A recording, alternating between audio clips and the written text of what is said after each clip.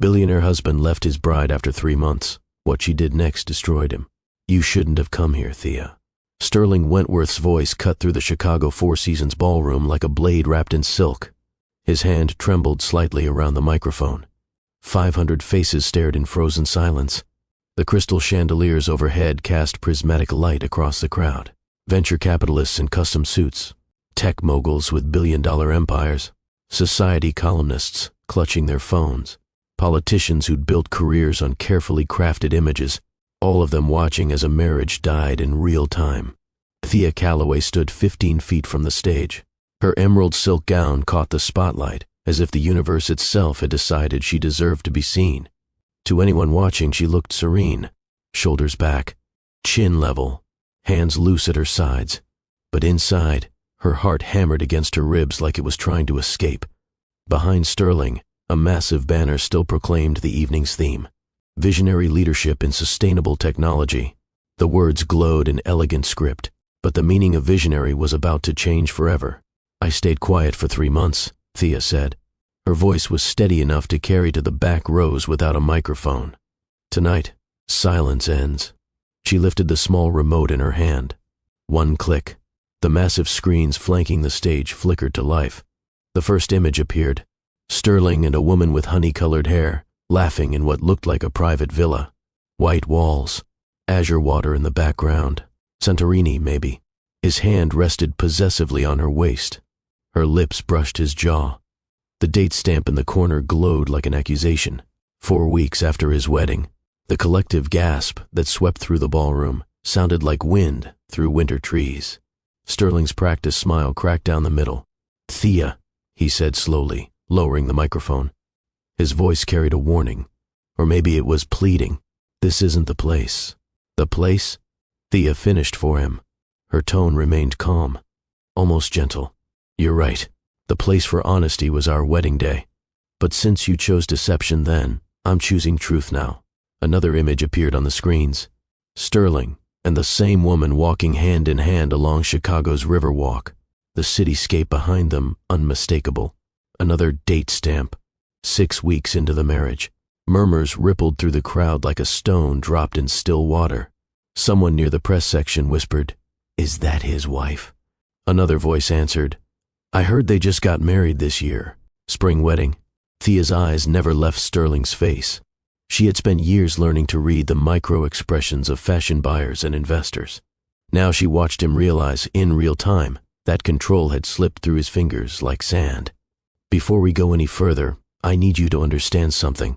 What you're about to hear isn't just a story about betrayal. It's about what happens when you mistake someone's kindness for weakness. When you think silence means acceptance. When you believe you can build an empire on lies and never pay the price. If you've ever trusted someone completely, only to discover it was all a performance, this story is for you. If you've ever wondered if the person sleeping next to you was thinking of someone else, keep watching. If you've ever asked yourself what you would do if you discovered your entire marriage was a transaction, stay with me, because Thea Calloway is about to show you what true strength looks like. And if you believe in the power of truth over lies, hit that like button right now. Comment below where you're watching from, or just say I'm with you, Mr. Hearthline, because you're about to witness something powerful. Let me take you back to where it all began. 6 months before this moment, before the exposure, before the fall, back to a morning when Thea still believed in fairy tales. Morning light spilled across Lake Michigan like liquid gold. The water stretched to the horizon, calm and glittering under a cloudless sky. Inside a luxury suite overlooking the lake, Thea Calloway stood before an antique mirror. Her wedding gown shimmered in the sunlight streaming through floor-to-ceiling windows. Layers of ivory silk and French lace. 10 feet of train pooling behind her like a waterfall frozen in fabric. Her mother stood behind her, fastening the last pearl button at the base of her neck. Each button was tiny. Each one required careful fingers. Her mother's hands moved with practiced precision, but Thea could see them trembling slightly. "You look like something out of a painting," her mother whispered. She stepped back, pressing one hand to her mouth. Tears threatened to ruin her carefully applied mascara. Thea studied her reflection. At 2008, she'd built her name in Chicago's competitive sustainable fashion world. Calloway Collective. Her brand, her vision. Her designs had graced runways in New York and Milan, She dressed senators' wives and tech CEOs, created employment programs for women in underserved communities, turned her grandmother's small textile studio into a brand that actually meant something. Beautiful, ethical, transformative. But today, standing in this gown that had taken 6 months to create, her hands trembled. "Mom," she said quietly. Her eyes met her mother's in the mirror. "Do you think grandmother would have approved of this arrangement?" Her mother's expression shifted. Still loving, but more careful now, more measured. "Your grandmother believed in practical things, strong foundations. She'd say love grows where there's respect and commitment. Respect and commitment." The words felt heavier than the 10 feet of silk train. The marriage hadn't been forced. Not exactly, but it had been orchestrated. The Callaways and the Wentworths moved in overlapping circles. Chicago's established families, the ones whose names appeared on hospital wings and museum galleries, the ones who summered in the same locations and sent their children to the same schools. When Sterling's father and Thea's uncle had suggested the match over cigars, at the Metropolitan Club, it had been presented as an ideal partnership. Sterling Wentworth, 32, Harvard MBA, founder of Wentworth Tech Solutions, specializing in sustainable energy storage. Brilliant, driven, from good stock, as her uncle had phrased it. Thea Calloway, 2008, creative, accomplished, socially conscious, the daughter who'd made her family proud by building something meaningful rather than just spending the family textile fortune. On paper, they made perfect sense. In reality, they'd only been on 7 dates before the engagement. A soft knock interrupted her thoughts. Her father appeared in the doorway, distinguished in his morning coat. Silver hair, perfectly styled, emotion flickering behind his normally stoic expression. "Ready, sweetheart?" he asked. Thea drew a long breath. "As ready as I'll ever be." Her father crossed the room, offered his arm. His hand covered hers. Strong, steady, the same hand that had taught her to ride a bike, that had walked her into her first day of design school, that had cut the ribbon at her first studio opening. "Your grandmother would have been so proud today," he said quietly. Thea's throat tightened. "I hope she's watching." Her mother stepped forward, took both of Thea's hands in hers. "Listen to me.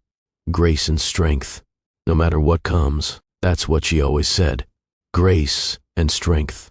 The family mantra, passed down from women who had weathered storms and built homes out of hope. Her mother's eyes held hers. "You've been ready your whole life. Love doesn't always start with fireworks, sweetheart. Sometimes it grows where there's patience." That was what Thea believed too, what she'd convinced herself to believe. Theirs was not a whirlwind romance. It was an arrangement, practical, polished, the joining of 2 respected Michigan families. But she had told herself that love could follow if she nurtured it, if she was patient enough, kind enough, present enough. She stepped to the window, gazed at the Chicago skyline stretching toward the lake. This city was her life. Those buildings, those streets, apartment complexes she'd helped design, downtown spaces her firm had renovated. Her fingerprints were all over this city's fabric. And now it would also be her husband's city, their city. A soft breeze slipped through the half-open window. It carried sounds from below, music rehearsals, car horns, the pulse of Chicago beginning another day, life moving forward whether you were ready or not. "Let's go," her father said gently.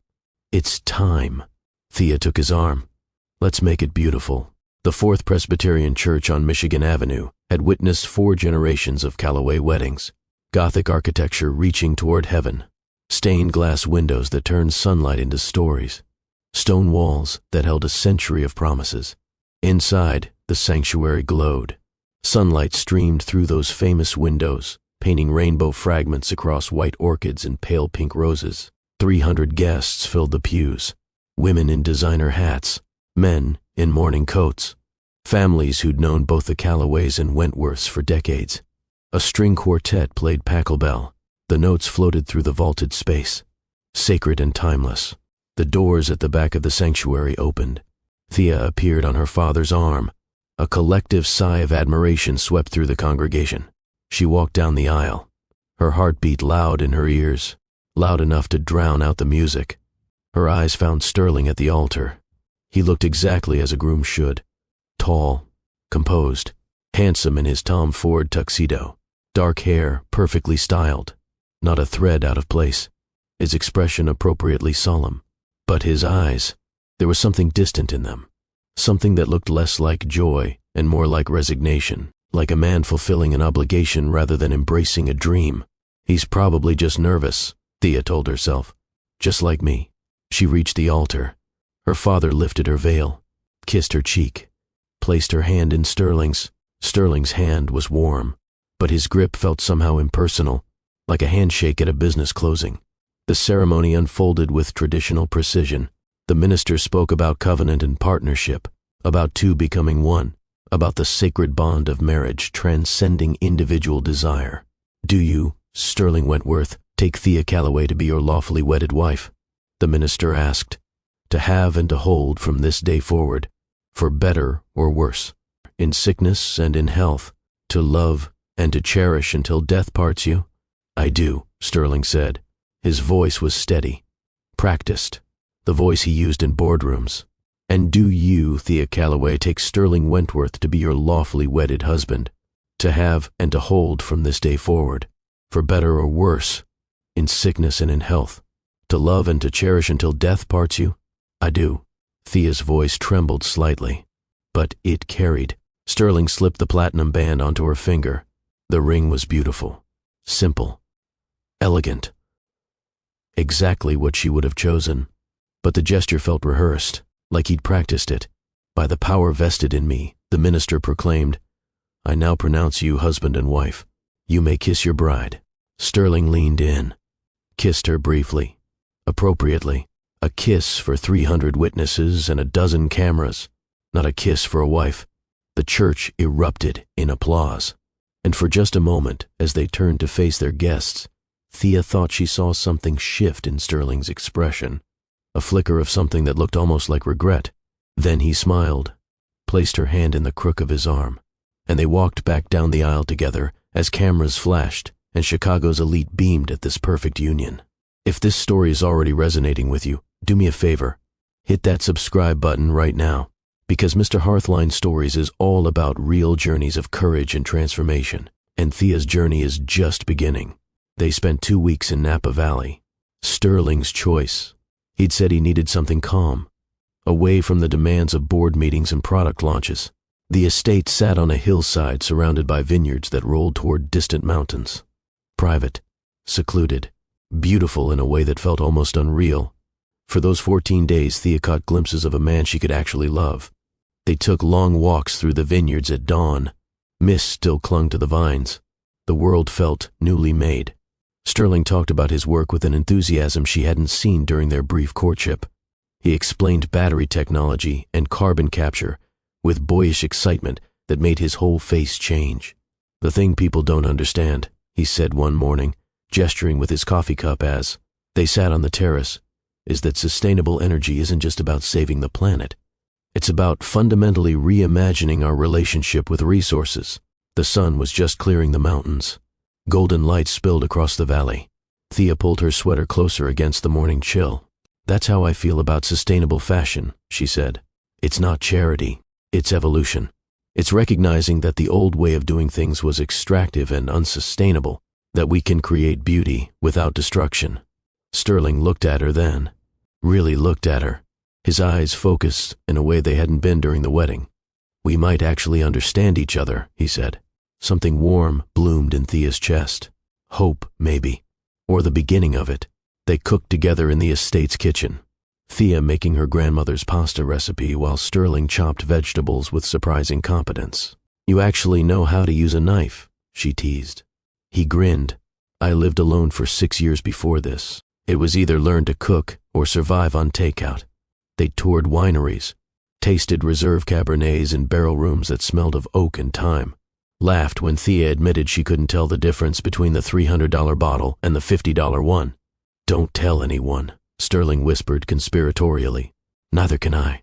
One night, after dinner on the terrace under a sky crowded with stars, Sterling reached across the table, took her hand. I know this wasn't exactly a conventional romance, he said quietly. His thumb traced circles on her palm. But maybe we can make it into something real. Thea's heart lifted. I'd like that. He squeezed her hand. His eyes held hers. For the first time since the wedding, she felt genuine hope. But on their last night in Napa, his phone rang during dinner. Sterling glanced at the screen. Something shuddered in his face. Closed off, like curtains being drawn. "I need to take this," he said. "Work emergency." He stepped out onto the terrace. Through the French doors, Thea could see his silhouette against the darkening sky.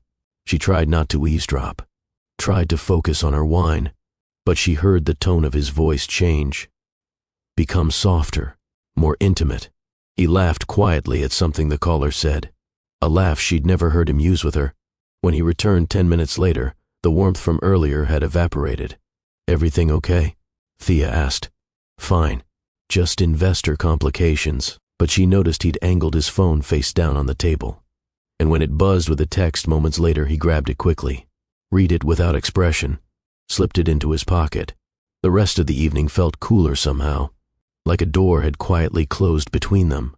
That night, lying in bed while Sterling showered, Thea stared at the ceiling, trying to recapture the warmth from earlier in the day, trying not to let doubt creep in. But doubt was already there, small, insidious, growing. Back in Chicago, they moved into Sterling's penthouse in the Gold Coast, a sprawling space with floor-to-ceiling windows overlooking the lake, professionally decorated in shades of gray and white. Beautiful, expensive, sterile. Thea tried to make it feel like home. She brought in plants, colorful textiles from her collection, photographs from her travels, set up a small design studio in one of the spare rooms. Sterling was polite about the changes. "Whatever makes you comfortable," he said, barely glancing up from his laptop. The first month, Thea told herself they just needed time to adjust. Sterling was launching a new product line, some revolutionary battery component that had investors excited. He left for the office before dawn, returned after dark most days. She brought him dinner at his downtown office once, surprised him with Thai food from the place he'd mentioned liking. His assistant Rachel looked up when Thea arrived. Recognition flickered in her eyes, followed by something that looked like pity. "Oh," Rachel said. "He's in a meeting. It might be hours." "I can wait," Thea said. She smiled. Rachel's expression suggested that waiting was futile, but she showed Thea to a glass-walled conference room. Thea waited for 90 minutes, watching office workers stream past, watching the sun set over the lake, watching her reflection in the glass grow dimmer as the room darkened. Sterling appeared looking exhausted, faintly annoyed. "You didn't need to do this," he said. But he sat, ate mechanically. "I wanted to see you." Thea kept her voice light. "We've barely talked in days." Sterling set down his fork. "Thea, you knew what you were marrying. This company doesn't run itself. I'm not asking you to run it less. I'm asking you to look at me when we're in the same room." Something flickered across his face. Guilt, maybe, or frustration. "I'm doing the best I can." But his best felt like the bare minimum of presence. Weekends disappeared into conference calls and emergency board meetings. Social events were the only times they appeared together. Charity dinners, gallery openings. Sterling played the attentive husband perfectly, his hand resting at the small of her back, smiling for cameras, answering questions about married life with practiced charm.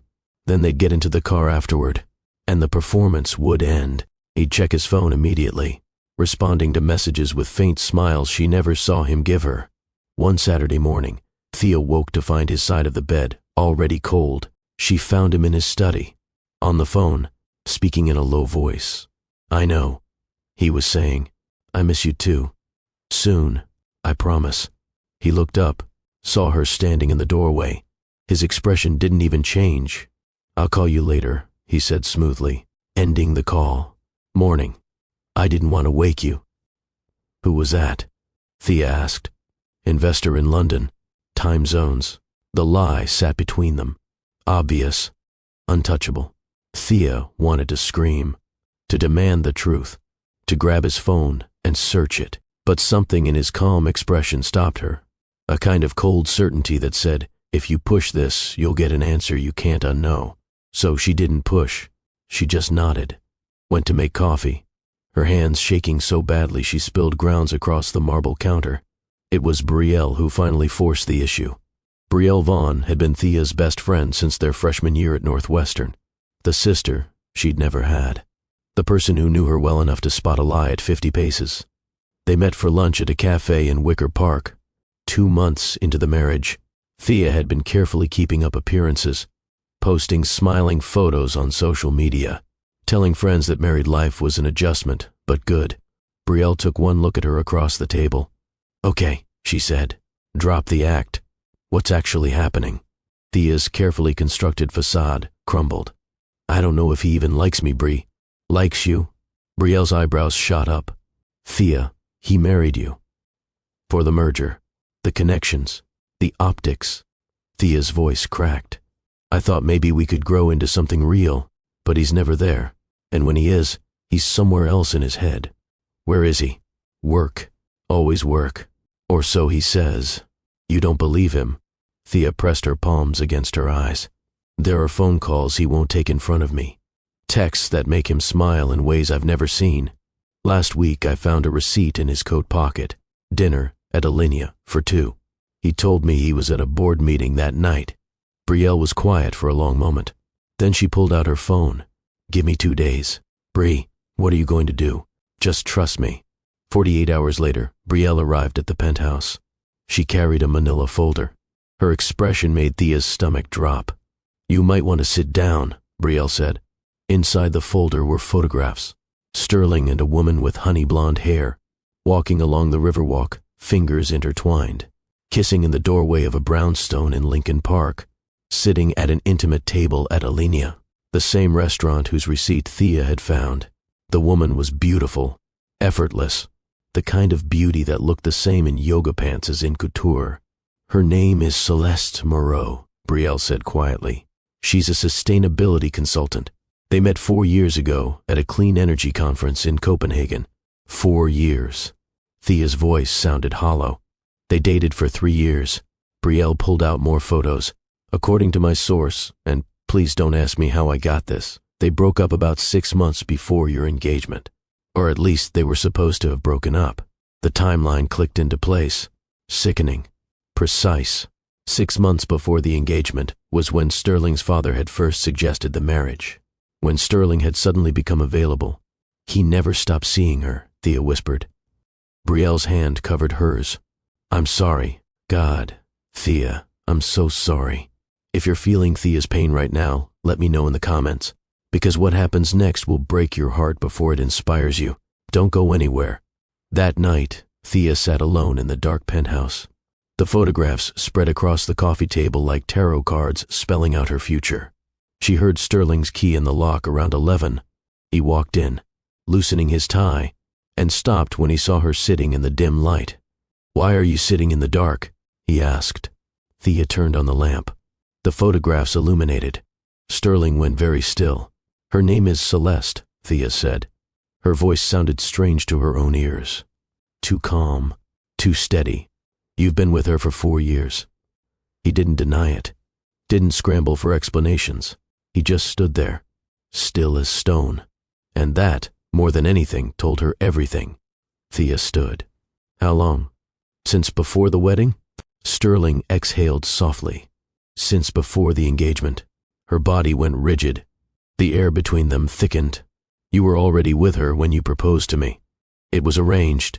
Sterling sat down on the arm of the sofa. "You know that. My family wanted the alliance. Yours did too. I tried to end it with Celeste. I really did. When my father insisted on this marriage, I told her we couldn't continue. But," Thea's voice shook, "but I can't love you the way you deserve." The calm in his voice cut deeper than anger ever could. "You can't love me," Thea repeated, disbelief coating every syllable. "Then why marry me?" Sterling looked at her, really looked at her. "You know why. The merger between your family's textile connections and my tech applications. The investor confidence it would create. The social capital. The business opportunities. The optics." Thea laughed. A broken sound. "We're not a business deal, Sterling. We're people." "I know." He ran a hand through his hair. "I thought I could make it work. I thought maybe what I felt for Celeste would fade if I just gave it time. If I committed to you. If I tried. But it hasn't." "No. So what are you saying?" He finally met her eyes. "I'm saying I want out." The words hung in the air, final as a judge's gavel. "We've been married 3 months, Thea said numbly. "I know. You stood in a church and made vows." "I know. And you're just done?" Sterling stood, walked to the window overlooking the glittering city. "I'll make sure you're taken care of financially. The penthouse, a settlement. Whatever you need. But I can't do this anymore, Thea. I can't keep living a lie." He turned to face her. "I'm sorry. I really am." Her voice cracked. "Don't say you're sorry. Sorry is for accidents. This was a choice. Every day. Every lie. Every time you came home smelling like her perfume. Every time you told me you were working when you were with her. Those were choices." Sterling looked down. "I never meant to hurt you. But you did." Thea stood, tears falling freely now. "You destroyed me. And you did it knowingly, methodically, while I was here trying to build a life with you, trying to be the wife you needed, trying to convince myself that patience would win, that love would grow." She wiped her face. "You were never going to love me, because you never stopped loving her." For the first time, Sterling's composure faltered. "I'm sorry, Stephanie. Don't call me that. You don't get to use my name gently. Not after this." He nodded once, accepting the boundary. Without another word, he reached for his suitcase, began to pack. The sound of zippers, closing drawers, fabric rustling. It filled the silence like thunder. Thea stood still, numb, watching as the man who had been her husband for only 3 months folded shirts and tucked them neatly away.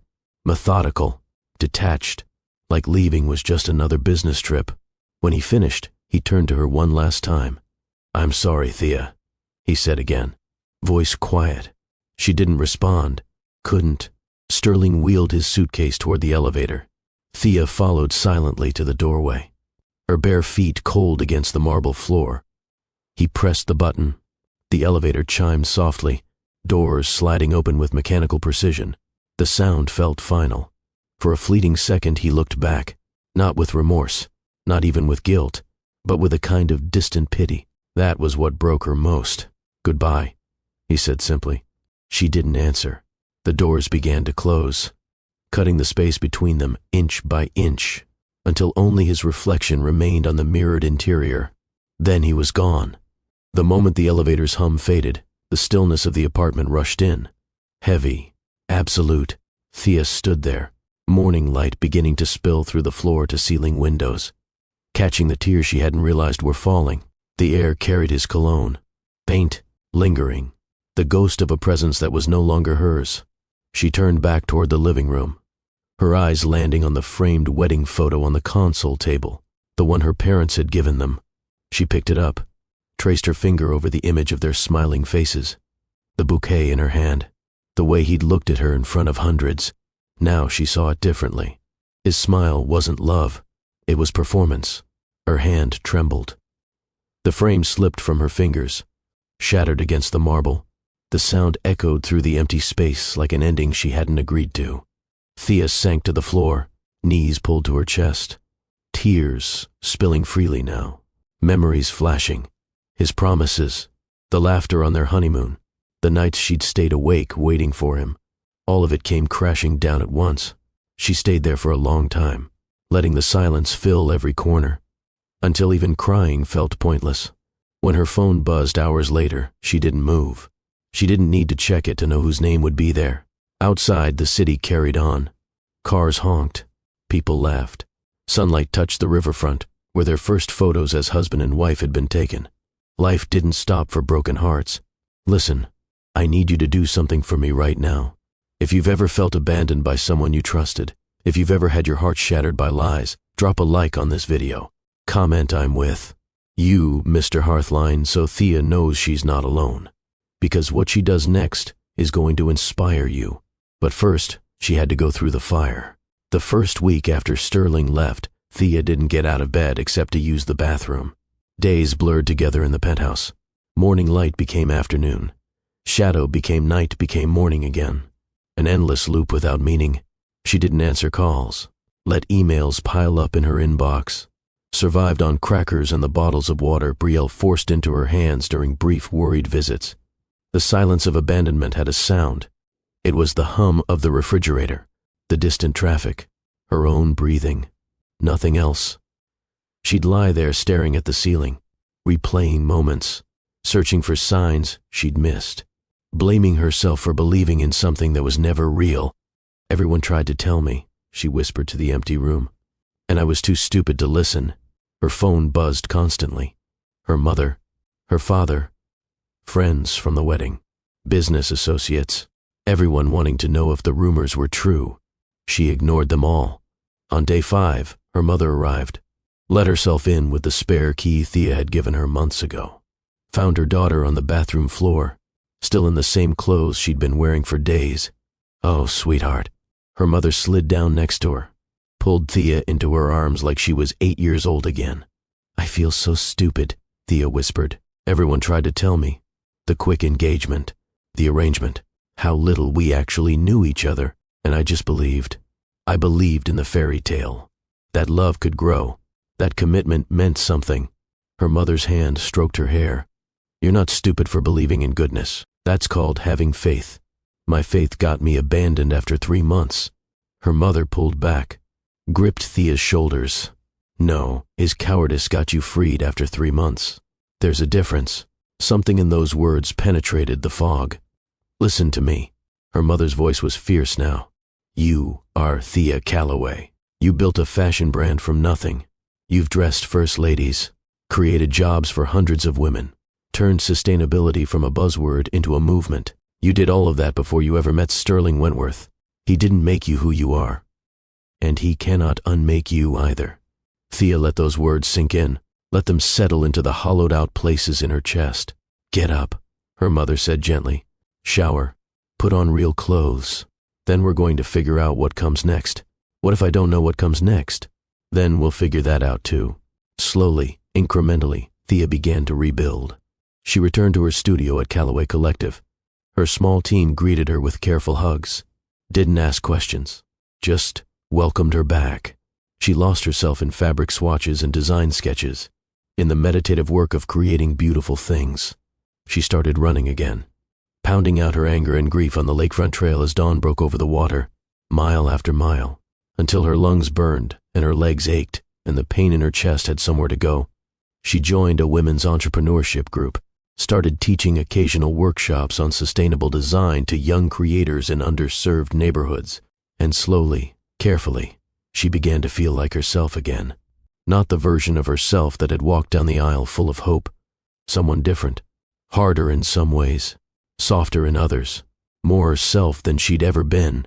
2 months after Sterling left, Thea was at a community center in Pilsen, teaching a group of teenage girls how to use natural dyes.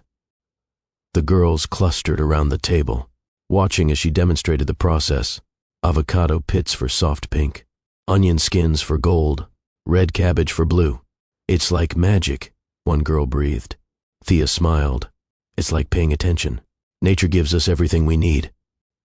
We just have to learn its language. During the break, a young man in paint-splattered jeans approached her. Maybe 30, warm brown skin, expressive eyes, a smile that made his whole face change. Thea Calloway? He asked. She looked up. That's me. I'm Dante Reyes. I run the community arts program here. He gestured around the space. I just wanted to say, what you're doing with these kids, it's incredible. The way you talk about fashion as empowerment, not just commerce. We need more of that. Something about his genuine enthusiasm made her smile. A real smile. The first in weeks. Thank you, she said. That means a lot. They talked for 20 minutes about art and community and creating opportunities. Dante had grown up in Pilsen, got a scholarship to the Art Institute, came back to pour himself into the neighborhood that raised him. There's beauty here, he said, gesturing at the murals visible through the windows. But there's also need. I figure if I can combine the two, maybe we build something that lasts. Thea found herself genuinely engaged. That's exactly how I think about sustainable fashion. It's not about charity. It's about recognizing people's dignity and capacity. Dante's eyes lit up. Exactly. People don't need saving. They need opportunities and someone willing to invest in their potential. When the workshop resumed, Thea caught herself thinking about him, about the passion in his voice, the way his hands moved when he talked, the complete absence of pretense. On the drive home, she realized something. For the first time since the separation, she'd felt something other than grief. She told herself it was too soon, that she wasn't ready, but she couldn't deny that small flutter of hope. 3 months after Sterling left, Thea's divorce attorney called with unexpected news. "I've been going through the marriage documents," Victoria Chen said, her voice carefully neutral, "and unless I'm missing something, there was never a prenuptial agreement filed." Thea frowned. "That can't be right. Sterling's lawyers had me sign." She stopped, thinking back. They'd presented documents, talked about standard procedures, but she'd never actually seen a final prenup. "Wait," she said slowly. "They said they were handling it, that it was standard, but I never saw a completed document." "Exactly," Victoria said, "which means under Illinois law, you're entitled to a significant portion of the marital assets. And since Wentworth Tech Solutions saw a major valuation increase during your marriage, that pharmaceutical battery deal they closed in month 2, you could be looking at a substantial claim." Thea sat very still. How substantial? Conservatively, 20 to 30 million. Possibly more if we push. For a long moment, Thea couldn't speak. Then she started laughing. A slightly hysterical sound. "He left me with nothing but a broken heart and didn't even protect himself financially?" "Appears that way." Victoria's tone held a hint of amusement. "I think he was so eager to exit that he just didn't think it through, or his lawyers assumed you'd sign something and drop the ball. Either way, we have leverage." Thea's mind raced. $20 million. She could expand Callaway Collective across the country, create a foundation for women entrepreneurs, build something that would outlast any marriage. "File the claim," she said quietly. "Every cent I'm entitled to." "Consider it done," Victoria said. "I'll have the paperwork ready by tomorrow." But as Thea hung up, another thought occurred to her. She opened her laptop, began to search. Wentworth Foundation Gala, annual celebration of sustainable innovation and leadership. The event was scheduled for 2 weeks from now. Sterling's moment in the spotlight, where Chicago's elite would gather to celebrate his vision and his contribution to a better world. The same man who'd lied to his wife for 3 months while sleeping in another woman's bed. An idea began to form. Terrible. Perfect. Inevitable. She called Brielle. "I need your help with something," Thea said. "Anything. I need evidence. Everything you can find. Photos, dates, receipts, messages if you can get them. I need to build a timeline of Sterling's relationship with Celeste during our marriage." Brielle was quiet for a beat. "Thea, what are you planning?" "The truth. I'm planning to tell the truth." "And where exactly are you planning to tell it?" Thea smiled, though it felt sharp on her face. "At his gala, in front of everyone who thinks he's a visionary. I'm going to show them exactly what kind of man he is." "Oh my God." Brielle's voice held equal parts shock and admiration. "You're going to destroy him." "No," Thea said softly. "I'm going to let his own actions speak. I'm just going to make sure they're loud enough to hear." For the next 2 weeks, Thea and Brielle worked in careful secrecy. They compiled photographs. Sterling and Celeste at restaurants during the marriage, walking into her apartment building, vacation photos that Celeste had posted and hastily deleted from social media. They gathered bank records, wire transfers to Celeste's consulting company, including one sent 3 days after the wedding. They found hotel receipts, flight bookings, a paper trail that painted an unmistakable picture. Each piece of evidence Thea filed away felt like reclaiming a piece of herself. Not for revenge, for clarity. And during those same 2 weeks, something else happened. Dante Reyes asked Thea to coffee. They met at a small place in Logan Square, sat by the window as afternoon light slanted across their table, talked for 3 hours, about art and family, and the stories that shape us. "Can I ask what happened?" Dante said carefully. "With your marriage? I saw the announcement in the Tribune last year." And then silence.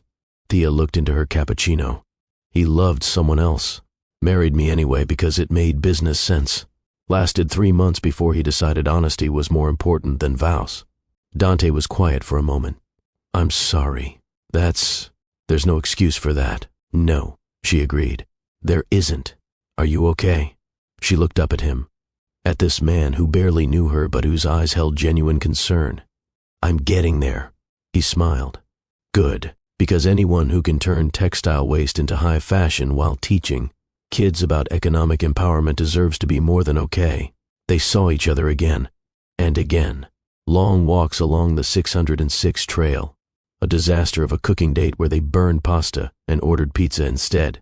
A Sunday afternoon at the Art Institute where Dante explained the stories behind the murals he loved. He didn't push, didn't ask for more than she could give, just showed up, with coffee and conversation and a steadiness that felt like solid ground after months of quicksand. One evening, a week before the gala, they sat on a bench overlooking the lake. Sunset turned the water molten. "Can I tell you something?" Thea said quietly. "Anything. I'm about to do something that's going to be very public and probably very messy. And if you'd rather step back before that happens, I would understand." Dante turned to look at her. "What are you going to do?"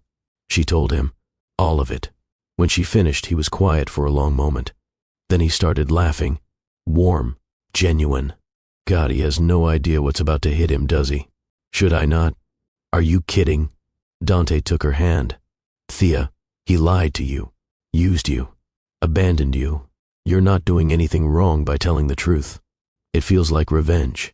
"No." Dante squeezed her hand gently. "Revenge is about hurting someone. Truth is about freeing yourself. There's a difference." She looked down at their joined hands. "You barely know me," she said. "Why are you even here?"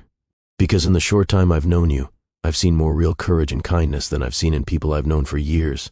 His voice was steady. "Because you show up for teenagers in neighborhoods most people ignore. Because you're brilliant and funny and you notice things. The way light hits fabric. The way people's faces change when they feel seen." He paused. "And because when I'm with you, everything else makes sense." Thea's eyes filled. "I'm not ready for—" "I know, and that's okay. I'm not asking you for anything except permission to keep showing up." She leaned her head against his shoulder. Watched the sun sink into the lake. For the first time in 6 months, the future felt like something other than wreckage. "Okay," she whispered. "Keep showing up. Deal." The night before the gala, Thea stood in her apartment. The white suit she'd designed specifically for tomorrow hung on her closet door. Emerald green, silk, sharp lines, elegant armor. Brielle sat on the couch, laptop open, the presentation cued and ready. "Last chance to back out," Brielle said. Thea looked at the suit, at her reflection in the window, at the city glowing beyond the glass. "I'm not backing out," she said. "Then let's go make some history." The morning of the gala arrived with crystalline clarity. Thea woke before dawn. Couldn't sleep. Her mind too active, too focused on what was coming. She went for a run along the lakefront trail. 5 miles, then 6, then 7, pushing until her muscles burned and her thoughts cleared. When she returned to her apartment, Dante was there. He'd let himself in with the key she'd given him the week before. Coffee was brewing. Breakfast was on the table. "You're up early," she said. "Thought you might need company," he said simply. They ate in comfortable silence. Toast and eggs and fresh fruit. Normal things. Grounding things. "You nervous?" he asked finally. Thea considered. "No. I was nervous 3 months ago. Nervous about whether he loved me. Nervous about whether I was enough. Nervous about saving something that was already dead." She met Dante's eyes. "Today I'm just clear." He reached across the table, took her hand. "You're the bravest person I know. I'm just tired of being silent. That's what brave looks like." At noon, Brielle arrived. She brought makeup, hair tools, the energy of someone preparing for battle. "This is it," Brielle said. "You ready?" Thea looked at the emerald suit hanging on the door. Born ready. They spent 2 hours getting ready, not because it took that long, but because the ritual mattered. Each step a meditation, a preparation. Brielle did Thea's makeup, subtle but striking. Eyes that could hold a room, lips that meant business, hair swept back. Clean, elegant, nothing to hide behind. When Thea finally put on the suit, she looked at herself in the mirror.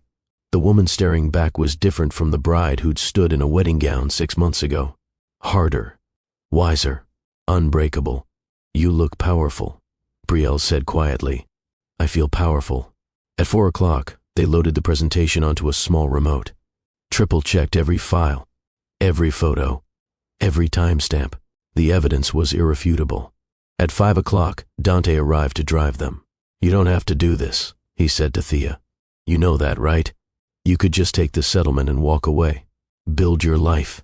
Let him fade into irrelevance." Thea shook her head. "If I walk away quietly, he learns nothing. The next woman he marries becomes me. The next family he disappoints becomes mine." She looked at Dante. "This isn't about punishment. It's about accountability. Then I'm with you." They arrived at the Four Seasons at 6:15, early enough to avoid the main crowd. Late enough that setup was complete. The ballroom was already glittering. Chandeliers casting prismatic light, tables draped in white and gold, a stage at the front with massive screens on either side. The banner behind the podium proclaimed in elegant script, "Visionary Leadership in Sustainable Technology." Thea stared at it, let out a long breath. Brielle squeezed her hand. "You sure?" "Positive." They waited in the hallway, watching through the doors as guests began to arrive. Chicago's elite in designer gowns and custom tuxedos, venture capitalists, tech moguls, politicians, society columnists, everyone who mattered in this city's particular version of power. Sterling arrived at 6:45, with Celeste on his arm. She looked stunning in a champagne-colored gown. He looked every inch the celebrated CEO. They posed for photos, smiled for cameras. The perfect couple. Thea watched without emotion. Just observation, clinical, clear. That could have been me, she thought. Smiling for cameras, playing the role, living the lie. Thank God it's not. At 7 o'clock, the program began. A host took the stage, welcomed the guests, made jokes about Chicago weather and tech innovation. The first award was presented. Community Impact. Some nonprofit executive Thea didn't recognize. The second award, Innovation in Sustainable Design. A woman from a green architecture firm. Then the host announced the main event. And now, the moment you've all been waiting for. This year's Visionary Leadership Award goes to a man who has revolutionized sustainable energy storage, who has brought ethics and innovation together in ways that are transforming our industry. Please welcome Sterling Wentworth. The room erupted in applause. Sterling stood, kissed Celeste's cheek, made his way to the stage. He looked confident, comfortable, born for this moment. He took the microphone, smiled at the crowd. "Thank you," he began. "This is truly an honor. When I started Wentworth Tech Solutions, I had a simple vision. To prove that doing good and doing well don't have to be in conflict." Applause rippled through the room. That sustainability isn't just a buzzword. It's a business model. It's a moral imperative. It's the future we're building together. More applause. People nodding. Agreements spreading like warmth. And I couldn't have done any of this without the support of this incredible community. The investors who believed in the vision. The partners who took risks with us. The team that shows up every day to do the hard work. He paused. Let the moment breathe. Because at the end of the day, this work is about integrity. It's about responsibility. It's about leadership that doesn't just talk about values, but lives them. The lights flickered. Sterling paused, glanced up, confused. The lights flickered again, longer this time. Murmurs rippled through the crowd. The massive screens behind him glowed bright white. Sterling turned, looked at the screens, looked at the tech booth. The first image appeared. Sterling and Celeste, at a Paris cafe, his hand tucking hair behind her ear. Both smiling, intimate. The date stamp in the corner, 4 weeks after his wedding to Thea. The ballroom erupted in gasps. Sterling's face drained of color. "What?" he started. Another image appeared. Sterling and Celeste holding hands along the riverwalk. Chicago skyline unmistakable behind them. Date stamp, 6 weeks into the marriage. "Turn it off," Sterling said. Voice sharp, directed at the tech booth. No one moved. From the back of the ballroom, a figure in emerald green began walking down the center aisle. Thea. Every head turned. Cameras swiveled. The clicking of her heels against marble was the only sound in the room. She walked with purpose, with clarity, with the calm of someone who had nothing left to lose. Sterling saw her, froze, Thea, he said into the microphone, voice somewhere between warning and disbelief. This isn't the place? She finished for him. Her voice carried without amplification. You're right. The place for honesty was our wedding day. She stopped 15 feet from the stage. But since you chose deception then, I'm choosing truth now. The screens continued cycling. More photos. Sterling and Celeste at restaurants, walking into her apartment building. A vacation photo. Beach. Sunset. Romance. Each one time-stamped. Each one during the marriage. The audience sat in stunned silence. 3 months, Thea said, her voice steady. That's how long our marriage lasted. Not because I wasn't committed. Not because I didn't try. She looked directly at Sterling. But because the man you're honoring tonight valued his own comfort over basic human decency. A reporter in the back stood. Camera raised. Mr. Wentworth, is this true? Sterling gripped the podium. This is a private matter. I won't be private. Thea interrupted. You made it public when you married me for my family's connections. When you used our marriage to secure investor confidence. When you stood here tonight accepting awards for integrity while lying to an entire city. The screens changed again. Bank records. Wire transfers to Celeste Moreau Consulting. Amounts. Dates. 3 days after the wedding. 2 weeks after. Throughout the marriage. An investor stood. You used company funds? Sterling's mouth opened. Closed. No words came. Celeste rose from her seat. Face pale. She looked at Sterling. Then at the screens. Then back at him. You told me the marriage was over, she said. Voice shaking. You said she knew. That you'd both agreed to separate but were keeping up appearances for... He lied, Thea said. Not unkindly. To both of us. The screens changed again. Text messages. Blurred enough to protect privacy, but clear enough to show the intimacy, the frequency, the timeline. All during the marriage. Thea took a step closer to the stage. I spent 3 months wondering what I'd done wrong, she said softly, but her voice carried to every corner of the room, lying awake trying to figure out why I wasn't enough, blaming myself for the failure of a marriage that was never real to begin with. She looked at the audience now, at all of them. I'm not here for revenge. I'm here because silence protects liars, and I'm done being silent. Can we just take a moment? If you're feeling the power of this moment, if you believe truth should always win over lies, hit that subscribe button right now. Because this is what Mr. Hearthline Stories is all about. Real courage, real transformation. Comment where you're watching from, or just say, I'm with you, Mr. Hearthline. Because we're about to witness the full reckoning. The room erupted. Reporters rushing toward the stage. Questions flying. Cameras flashing like a lightning storm. Sterling stood frozen at the podium. Investors pulling out phones. Making calls, the sound of empires crumbling in real time. Board members huddled in urgent conversation, legal counsel whispering frantically. Celeste had already disappeared through a side exit. Thea turned to leave, but paused, turned back. Oh, and one more thing, she said. The room quieted slightly, everyone straining to hear. That award you're receiving? Visionary leadership? She smiled. Small, sharp. You might want to return it, because a true visionary sees consequences. You never look past your own wants long enough to see the destruction you were causing. She walked toward the exit, Brielle falling into step beside her. Behind them, chaos consumed the ballroom. Sterling's voice, desperate now. This is a misunderstanding.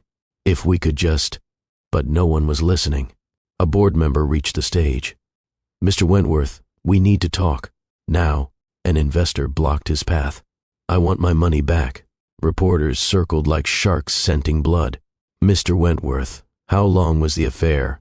Did your board know? What do you say to your shareholders? Through the glass doors, Thea could hear it all unraveling. She pushed through into the hallway. Cool, quiet, separate from the chaos. Dante waited by the exit, exactly where he'd said he'd be. He took one look at her face and opened his arms. Thea stepped into them. I did it, she whispered. I know. I'm so proud of you. Why am I shaking? Because you're brave, not bulletproof. He kissed the top of her head. Come on, let's get out of here. They walked out of the Four Seasons into the Chicago night. Behind them, Camera flashes still lit up the windows. The sound of raised voices. The beginning of Sterling Wentworth's very public fall. In the car, Thea looked back one last time. The building glowed against the night sky, beautiful, expensive, full of people who measured worth in dollars and influence. She'd once wanted to belong in that world. Now she was grateful to be free of it. Brielle turned from the front seat. "How do you feel?"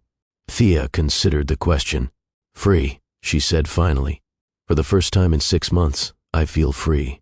Dante drove them to a quiet diner on the south side. Nothing fancy, just booths and coffee and pie. They sat in a corner, away from windows, away from cameras, ordered food they barely touched, talked about everything except what had just happened. Dante told a story about a student who'd painted a mural without permission, and then convinced the building owner it added property value. Brielle talked about her sister's new baby. Normal things, grounding things. Around midnight, Thea's phone started buzzing, continuously, messages flooding in. She glanced at it once, saw the news alerts, the headlines already forming.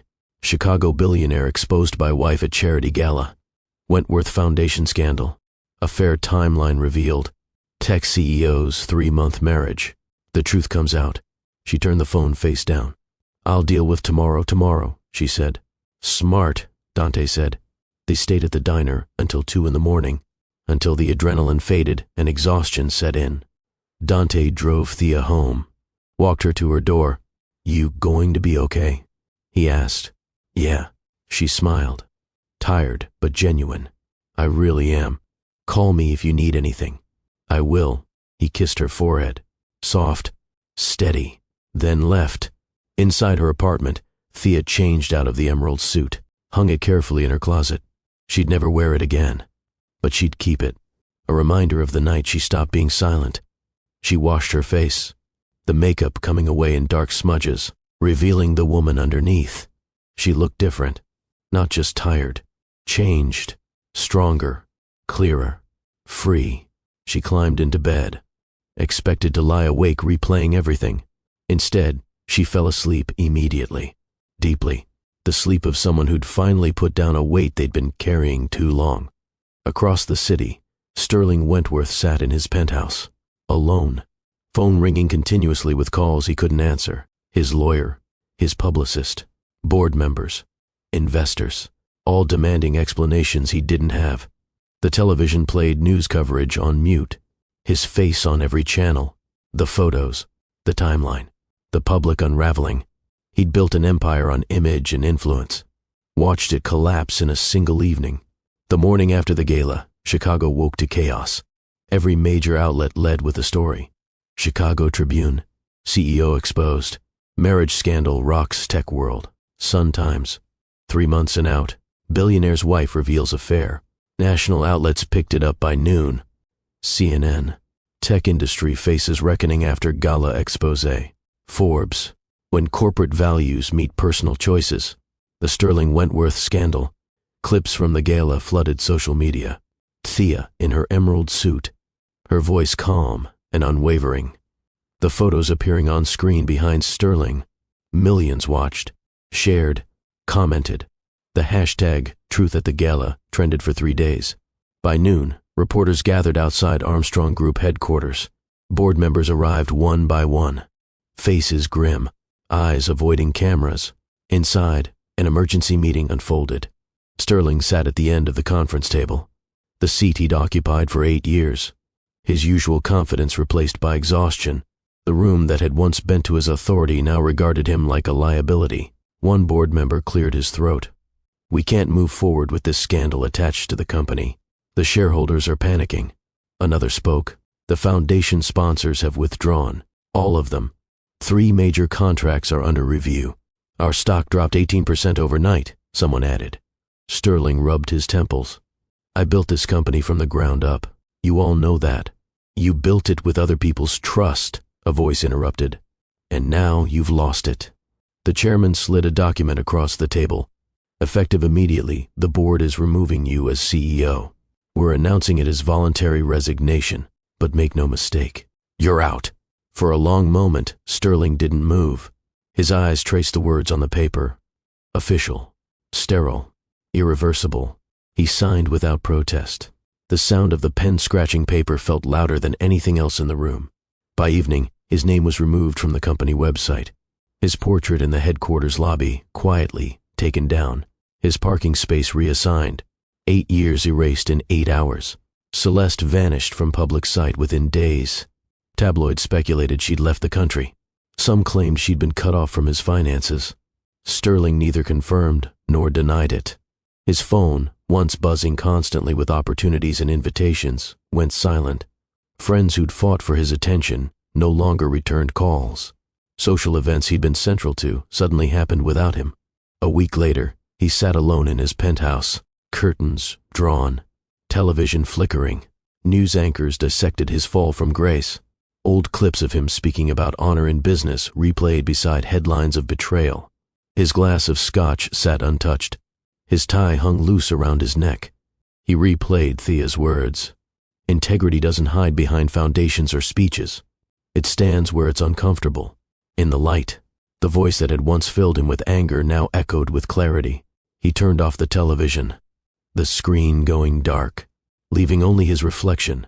For the first time, he saw himself not as the man who'd been caught, but as the man who destroyed himself long before that night.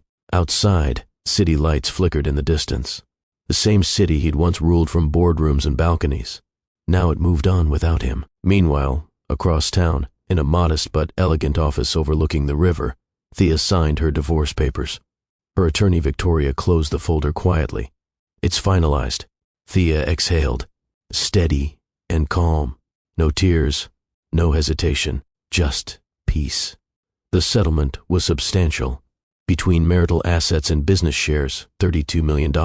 More than enough to walk away comfortable for life. But comfort wasn't what she wanted. Purpose was. What will you do with it? Victoria asked. Change lives, Thea said simply. Within weeks, she began channeling the funds into the Chicago Renewal Initiative. Empty lots in forgotten neighborhoods became affordable housing. Abandoned factories became training centers for young workers learning sustainable manufacturing. Her company, Callaway Collective, grew again. This time, not just as a business, but as a movement. Local papers called her the woman who rebuilt Chicago's spirit. Interview requests poured in. But she kept her answers measured, focused on the work, not the scandal. She never mentioned Sterling's name. Her silence became its own kind of power. Brielle remained by her side, managing communications, occasionally reminding her to rest. One afternoon, as they reviewed project plans together, Brielle said softly, You know, people keep waiting for you to speak about what happened. Thea looked up from her desk. They'll keep waiting. My work speaks louder. Brielle smiled. You've changed, Thea. There's something unshakable about you now. Thea returned the smile. When you lose everything, you learn what can't be taken. She spent her days on construction sites, her evenings in community meetings. Children from the neighborhood she helped often ran up to hug her. Elderly residents called her the woman who brought light back. One morning, she visited a nearly finished building. Sunlight pouring through new windows, fresh paint drying on walls. She walked through slowly, fingertips brushing brick. Every sound, hammers, laughter, footsteps, reminded her of what could be built from brokenness. Later, standing by the river, she watched cranes move across the skyline and thought of how far she had come. Her phone buzzed. A news alert. Sterling Wentworth steps down from Wentworth Tech Solutions board. She stared at it for a moment, then locked the screen. No reaction, no satisfaction, just quiet understanding. She turned her gaze back to the water.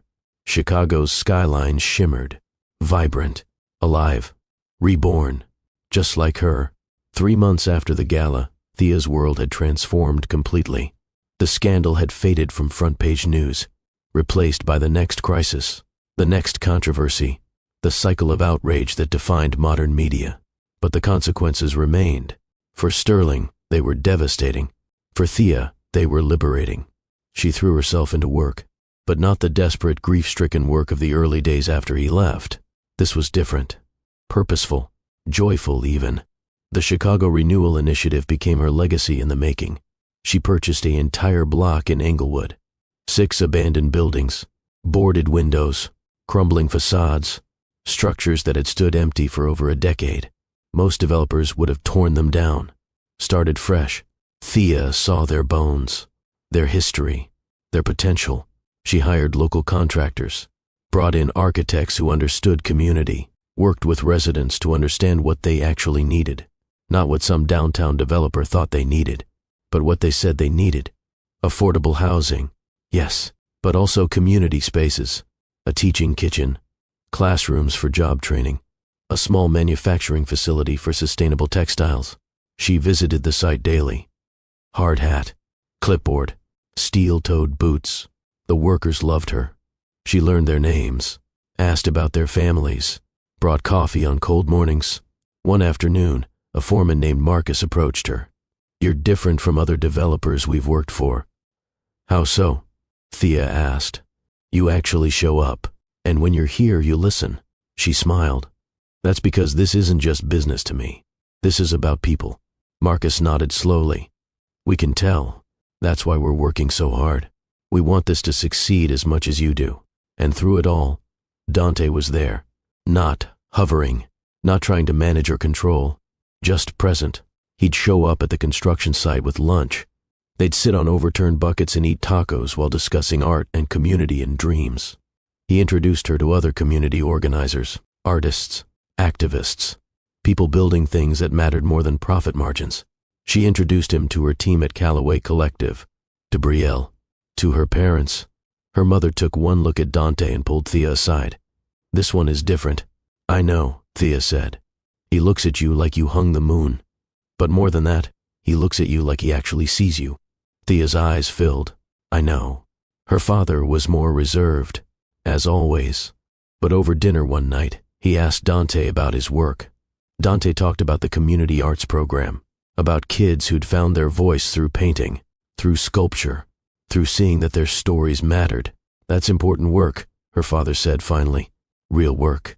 Coming from her father, that was high praise. One Saturday afternoon, Thea and Dante painted a mural together on the side of one of the Englewood buildings. Bright colors, geometric patterns, faces of community members past and present. Thea had never painted a mural before. Dante guided her hand, showed her how to use the spray can, how to layer colors. "You're a natural," he said. "I have a good teacher." They worked side by side for hours. Paint on their clothes, on their hands, in Thea's hair. Kids from the neighborhood came to watch, asked questions, eventually joined in. By sunset, the wall was transformed, a story told in color and shape, a declaration that this community mattered. Thea stepped back, looked at what they'd created together. "This is what I want my life to be," she said quietly, "creating beautiful things that matter, with people who see me." Dante took her hand, his fingers intertwined with hers. "Then let's build that life." 4 months after the gala, Thea received an unexpected call. "Miss Callaway, this is Jerome Patterson from the Chicago Community Foundation." Thea shifted the phone to her other ear. "Yes, Mr. Patterson. How can I help you?" "Actually, we'd like to help you. We've been following your work in Englewood, the Renewal Project. It's exactly the kind of community-centered development we want to support. I appreciate that. We'd like to offer you a $2 million grant. No strings attached. Just support for the vision you're already executing." Thea sat down. $2 million? Your approach is different. You're not displacing people. You're empowering them. That's rare. And it's exactly what Chicago needs. After the call ended, Thea sat in stunned silence. Then she called Dante. "We just got $2 million for the project," she said. He whooped so loudly she had to pull the phone away from her ear. "That's incredible. We need to celebrate." They met at their favorite spot, the bench overlooking the lake where he'd first told her he supported her plan to expose Sterling. The same bench where so much had shifted between them. Dante brought champagne, plastic cups. They toasted under the stars. "To truth," he said. "To transformation," she added. "To us." They clinked cups, drank, sat in comfortable silence. "Can I ask you something?" Dante said. "Anything." "Are you happy?" Thea considered the question, really considered it. 6 months ago, I thought my life was ending. I thought Sterling leaving meant I'd failed, that I wasn't enough. And now, I know he didn't leave because I wasn't enough. He left because he wasn't capable of seeing my value. She looked at Dante. And that says everything about him and nothing about me. Dante smiled, took her hand. You're extraordinary. You know that? I'm learning it. Meanwhile, across the city, Sterling's world continued to crumble. The board removal was just the beginning. Investors who'd once fought to be part of Wentworth Tech Solutions now fought to get out. Major contracts were canceled, citing ethics clauses Sterling had once championed. The irony wasn't lost on anyone. His legal team advised bankruptcy protection. The company he'd built over 8 years couldn't survive the scandal. Sterling refused at first, convinced he could salvage it, convinced his reputation could recover. But reputation, once shattered, doesn't easily mend, especially not in the age of internet memory. 6 months after the gala, Wentworth Tech Solutions officially filed for bankruptcy protection. The news made headlines again, those smaller ones this time. Page 3 instead of page 1. Sterling Wentworth, once worth an estimated $200 million, was now drowning in debt. His penthouse went on the market. His car collection sold at auction. The life he'd built on image and influence dissolved like sand through fingers. He moved to a modest apartment in a neighborhood he'd never noticed before, rode the train instead of being chauffeured, bought his own groceries. The humiliation was complete. But somewhere in the wreckage, something else began. Barely, painfully, self-awareness. He started seeing a therapist, Dr. Caroline Webb, a woman in her 60s who didn't care about his former status. You made choices, she said during their first session. Now you're living with consequences. The question is, what are you going to learn? Sterling had never been asked to learn from failure, only to avoid it. The sessions were brutal, honest, necessary. He talked about his father's expectations, about growing up in a family where image mattered more than integrity, where results justified methods. He talked about Celeste, about convincing himself that love justified lies. And he talked about Thea, about the woman he'd used as a prop in his carefully constructed life.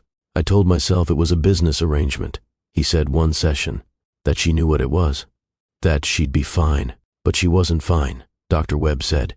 You hurt her. I destroyed her. No. Dr. Webb's voice was firm. You hurt her. She rebuilt herself. There's a difference. You don't get to take credit for her strength. Sterling sat with that, the truth of it sharp and uncomfortable. What do I do now? He asked. You do the work of becoming someone who deserves a second chance at basic decency, whether you get it or not. 6 months after the gala became 8 months, then 10. Thea's project in Englewood was nearly complete.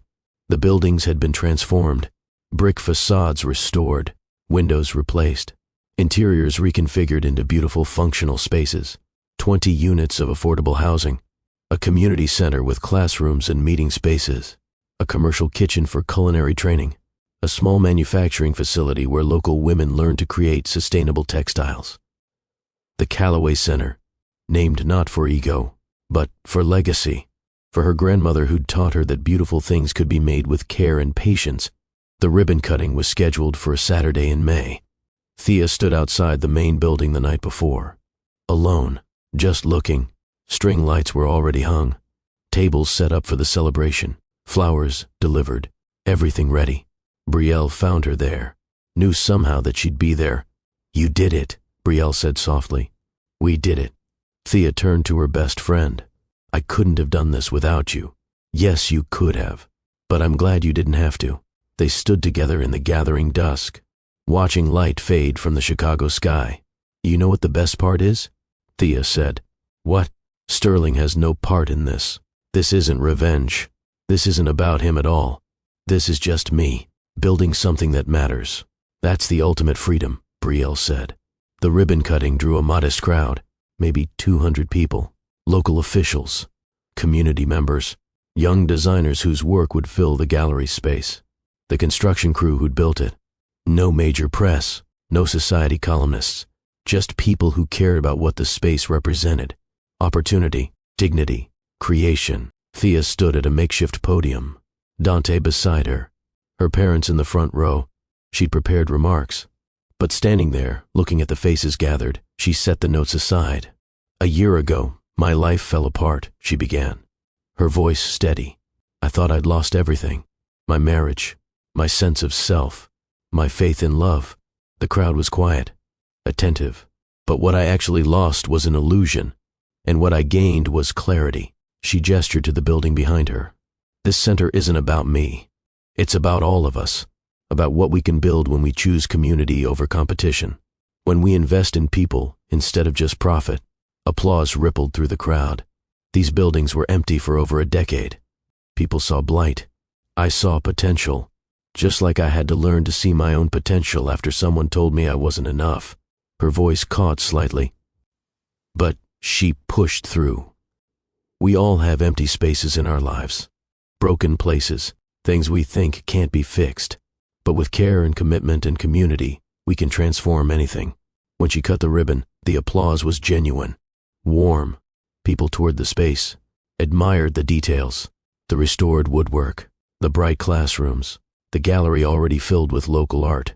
Children ran through the halls, their laughter echoing. Elderly residents sat in the new community room, already making plans for book clubs and meetings. This is what healing looks like, Thea thought. Not a return to what was, but the creation of something new. That evening, as the crowd dispersed and the sun set over the buildings, Dante pulled her aside. "Can we take a walk?" he asked. They walked through the neighborhood, past murals Dante's students had painted, past gardens community members had planted, past the evidence of a neighborhood refusing to die. They ended up back at the bench by the lake. Their spot. The water was calm, the sky turning from gold to purple to deep blue. Dante turned to face her. "Thea," he said, then stopped. Started again. She waited, patient. "A year ago, you walked into my community center to teach a workshop. You were sad, trying to hide it but not quite managing. I saw someone fighting to remember who they were." Thea's eyes filled. "And over these months, I've watched you not just remember, but become someone stronger than you were, someone who turned pain into purpose." He reached for her hand. "I love you, not because you're recovered or healed or past everything, but because of who you are in every moment. The woman who shows up, who builds, who sees people." He pulled a small velvet box from his pocket. "Marry me, not for connections or image or business. Marry me because I want to spend my life building beautiful things with you. Because when I'm with you, I'm my best self. Because I can't imagine my future without you in it." Thea's tears spilled over. "Dante," she whispered, "I know marriage means something different to you now. I know the last time someone asked, it ended in pain. But I'm not him. I will never be him. And if you give me the chance, I'll spend every day proving that love can be exactly what you deserved the first time." She looked at this man, this beautiful, genuine, steady man, who'd shown up consistently, who'd never lied, who'd loved her through transformation without trying to control it. "Yes," she said. "Yes, yes." She laughed through tears. "Yes, I'll marry you." The ring was simple. Gold band with a single emerald, the same shade as the suit she'd worn to the gala. "I wanted you to have something that represented your strength," Dante said as he slipped it on her finger. "Not your pain, your power. It's perfect." They sat on that bench until the stars came out, making plans in hushed voices. Small ceremony, close friends and family, at the Callaway Center, surrounded by the community they both loved. Nothing grand, nothing performative, just real. "Before we continue with Thea's beautiful new chapter, I need you to do something. If this story is inspiring you, if you believe broken hearts can become beautiful beginnings, hit that like button. Subscribe to Mr Hearthline Stories for more journeys of courage and transformation. And comment where you're watching from. Let's build a community right here. Now, let me show you what happened next." The engagement sparked joy in everyone who knew them. Brielle cried. "Happy tears for once. About damn time," she said, hugging them both. Thea's mother held her daughter's face in her hands. "This is what love looks like. I'm so happy for you." Her father shook Dante's hand. "Take care of her. Always," Dante promised. The wedding was planned for 6 months out. Small, intimate, perfect. But life kept moving in the meantime. Callaway Collective expanded to 3 new cities: Detroit, Atlanta, Portland, each one following the same model. Sustainable fashion with community impact. The Callaway Center filled with life. Classes every evening. Community meetings on weekends. The commercial kitchen training its third cohort of culinary students. Thea split her time between the various projects, but always made time for Dante. For dinners and walks and quiet evenings at home. They moved in together. A loft in West Loop with exposed brick and tall windows. Nothing like Sterling's sterile penthouse. This space was warm, colorful, lived in. Plants everywhere, art on the walls, a kitchen they actually used. Home. 1 year after the gala, Thea woke to her alarm, reached for her phone, saw the date. 1 year. Dante stirred beside her. You okay? Yeah. She turned to face him. Just thinking. 1 year ago, my life was completely different. Better or worse. So much better. She kissed him. Than I ever imagined possible. They spent the day at the Callaway Center. Dante taught a painting class, while Thea met with residents about programming ideas. That evening, they cooked dinner together. Pasta and wine and easy conversation. No mention of Sterling. No dwelling on the past. Just presence. But across the city, Sterling was thinking of the date too. 1 year since his world collapsed. 1 year of therapy and humiliation and forced introspection. He'd gotten a job. Not as a CEO. As a consultant for a small renewable energy startup, advising on battery technology. The pay was a fraction of what he'd once made, but it was honest work. He rode the train to work, packed his own lunch, lived modestly. The penthouse was gone. The cars, the status, all of it. What remained was just him, without the armor of wealth and image. He'd seen photos of Thea's work, the Callaway Center opening, her expanding business, awards she'd won for community impact. He'd seen the engagement announcement, a small piece in the Tribune, simple, joyful. She looked happy. He was glad, and sad, and ashamed. Dr. Webb had asked him if he wanted to reach out, to apologize. What would that accomplish? He'd asked. Maybe nothing for her, but maybe something for you. Accountability is part of healing. Sterling had drafted the email a dozen times, deleted it 11. The 12th time, he sent it. 2 years after the gala, everything came full circle. It was a Saturday in June. Perfect weather. Clear sky. Gentle breeze. The Callaway Center had been transformed for the wedding. String lights across the main gallery. Tables with sustainable flowers and hand-dyed linens. A jazz trio setting up in the corner. 40 guests. No more. People who actually knew and loved them. Thea stood in a small room off the main space, wearing a dress she designed herself. Simple, elegant, cream-colored silk with delicate embroidery. Nothing like her first wedding gown. That had been for show. This was for her. Brielle helped with the final details. Smoothing fabric, adjusting flowers in Thea's hair. How do you feel? Brielle asked. Ready. Thea smiled. Really, truly ready. Her mother knocked softly. Entered. Stopped when she saw her daughter. Oh, sweetheart. You're radiant. I'm happy, Mom. Thea took her mother's hands. For real this time. Her father appeared. Distinguished as always, but with tears in his eyes. Your grandmother would have loved this, he said quietly. The real thing. Not the performance. I know, Dad. Are you happy? She looked at her reflection one last time. At the woman she'd become through fire and transformation. I really, really am. The ceremony was held in the main gallery, surrounded by art created by community members, by the proof of what could be built from nothing. Dante stood at the front, his best friend beside him, eyes locked on the doorway. When Thea appeared on her father's arm, his face transformed. Pure joy. She walked toward him, not nervous, not uncertain, just clear. This was right. This was real. This was love. The officiant was a community elder, a woman who'd watched the neighborhood transform, who understood what this moment meant. We gather today, she began, not to join two strangers in arrangement, but to celebrate two people who've chosen each other freely, fully, honestly. Thea and Dante had written their own vows. Dante went first. Thea, you walked into my life when I wasn't looking for anyone, but you changed everything. You showed me what it means to turn pain into purpose, to build beauty from brokenness, to show up even when it's hard. His voice was steady, full. I promise to see you, every day, in every moment. To choose you not because it's easy, but because you're worth choosing. To build our life together brick by brick. To never let you doubt your value. Tears streamed down Thea's face, but she was smiling. Her turn. Dante, I came to you broken, trying to pretend I was whole. You never asked me to be anything other than where I was. You showed me that love isn't about performance. It's about presence. She took a breath. I promise to show up for you the way you've shown up for me, to build our life with the same care and intention we bring to our work, to never let fear keep me from honesty, to choose you every day, not because I have to, because I want to. The officiant smiled.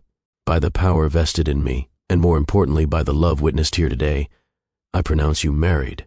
You may kiss. Dante pulled Thea close, kissed her deeply, thoroughly, a kiss that meant forever. The small gathering erupted in applause. They turned to face their community, hands clasped, smiles wide. This was what a wedding was supposed to be.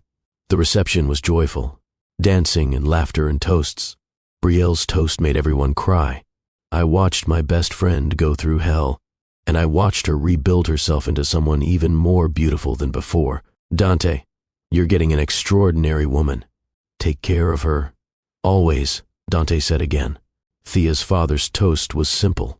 To my daughter, who taught me that strength isn't about never falling. It's about choosing to stand again.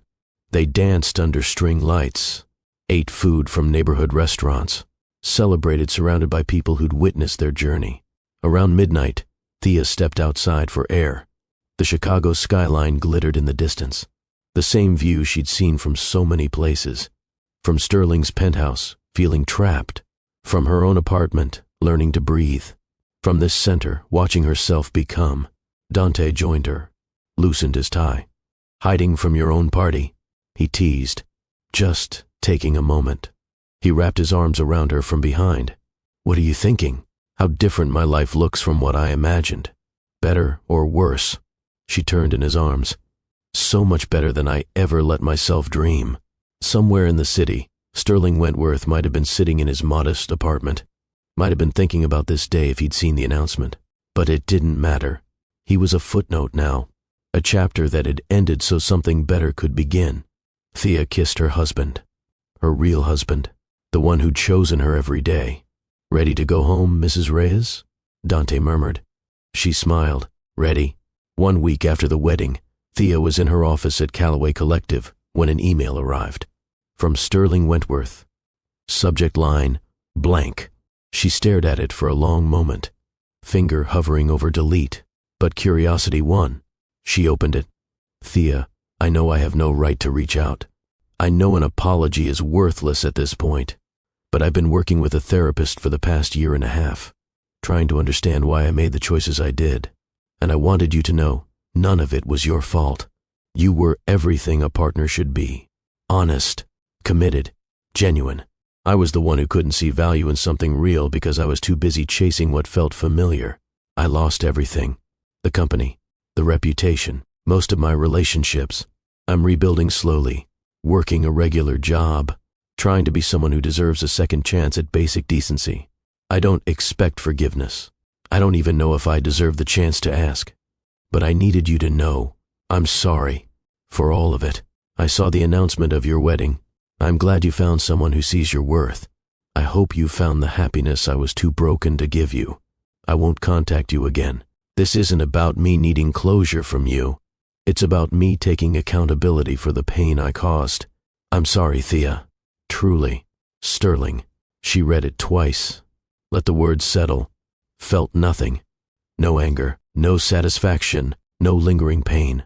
Just distance. Brielle called an hour later. Did you see it? The email? Yeah. Are you going to respond? No. No? He doesn't need my forgiveness to heal. And I don't need to give it to be free. We're just done. Brielle was quiet for a moment. When did you get this wise? Thea smiled. When I stopped measuring my worth by someone else's inability to see it. She closed the laptop, returned to the design she'd been working on. A new collection inspired by transformation, by the beauty of becoming. That weekend, Dante took her to a small gallery opening in Pilsen, one of his former students showing her first solo exhibition, mixed media pieces about immigrant identity and belonging.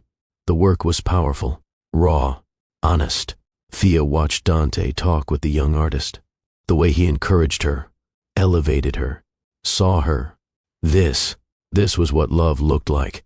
Not grand gestures or society weddings, but showing up, seeing each other, building together. On the drive home, Dante reached over, took her hand. "You've been quiet tonight, just thinking about how a year ago I thought my life was over, and now." She looked at him. "Now it feels like it's finally beginning."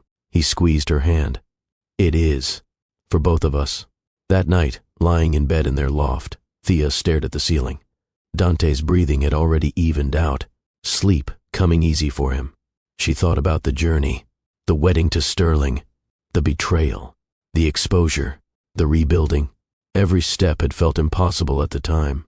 Every moment of pain had seemed endless. But here she was, on the other side, not just surviving, thriving. She'd built a business that mattered, created spaces that transformed communities, found love that was real. And Sterling? He was learning lessons she'd already mastered. That reputation without integrity is just performance. That love without honesty is just transaction. That you can't build anything lasting on a foundation of lies.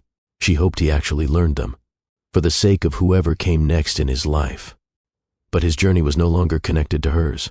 She'd cut that thread the night at the gala, and every day since she'd woven something new, something beautiful, something hers.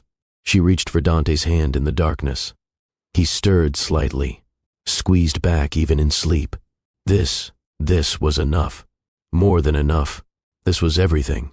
6 months after the wedding, Thea received news that the Callaway Center had been selected for a National Community Development Award. The ceremony was in Washington, D.C. Black tie. Politicians and nonprofit leaders and social entrepreneurs. "Are you going to go?" Brielle asked. Thea considered. "I don't know. Award ceremonies aren't really my thing. This one might be worth it. National recognition, potential for funding, connections to replicate the model in other cities." Thea agreed to go, brought Dante with her. The ceremony was held in a historic building. Elegant, formal, hundreds of people in designer gowns and tuxedos, not unlike the Wentworth Foundation Gala 2 years earlier. But everything was different now. Then, she'd been there to expose. Now, she was there to be celebrated. Then, she'd been breaking free. Now, she was fully free. When her name was called, she walked to the stage, confident, clear, powerful. She accepted the award, a beautiful glass sculpture, heavy and substantial. Her speech was brief. "This award isn't about me. It's about community, about what's possible when we invest in people instead of just projects, when we build with communities instead of for them." Applause filled the room.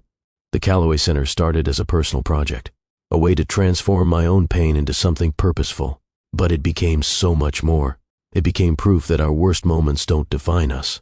Our response to them does. She looked out at the audience. We all face moments that break us, betrayals, losses, failures. The question isn't whether we'll fall. It's whether we'll choose to build something beautiful from the pieces. The applause grew louder. After the ceremony, people approached her. Investors, nonprofit leaders, city officials from other municipalities wanting to replicate the model. She exchanged cards, made connections, planted seeds. But the best moment came later, in the hotel room, just her and Dante. They sat on the bed, award between them. Shoes kicked off, formal clothes loosened. "How do you feel?" Dante asked. "Grateful." Thea ran her finger along the edge of the glass sculpture. 2 years ago, I was on a stage watching my life fall apart. Tonight, I was on a stage being celebrated for rebuilding it. You did more than rebuild. You created something entirely new. We created it. She looked at him. "I couldn't have done this without you." "Yes, you could have, but I'm glad you didn't have to." They flew back to Chicago the next morning, back to their life, their work, their community. No fanfare, no parades. Just the quiet satisfaction of purpose lived. Thea returned to the Callaway Center on Monday. back to meetings and site visits and design reviews. But something had shifted, settled. She'd proven to herself that she could survive the worst. And not just survive, transform. That night, she stood at the window of their loft, looking out at Chicago, the city that had witnessed her wedding, her betrayal, her exposure, her rebuilding. Every brick, every street, every light held a memory. But she was no longer defined by those memories. She was defined by what she'd built in spite of them. Dante came up behind her, wrapped his arms around her waist. "What are you thinking about?" he asked. "Everything. Nothing. How far I've come." "We've come." She leaned back against him. "Yeah, we." They stood there for a long time, watching the city breathe. Somewhere out there, Sterling was living his smaller life, working his regular job, trying to become someone who deserved redemption. She hoped he found it, genuinely, not because she'd forgiven him, but because she'd moved so far past him that his healing or lack thereof no longer affected her. She'd built a life so full, so meaningful, so joyful, that there was no room left for old pain. That was freedom, not the absence of memory, but the presence of purpose so strong that memory lost its power.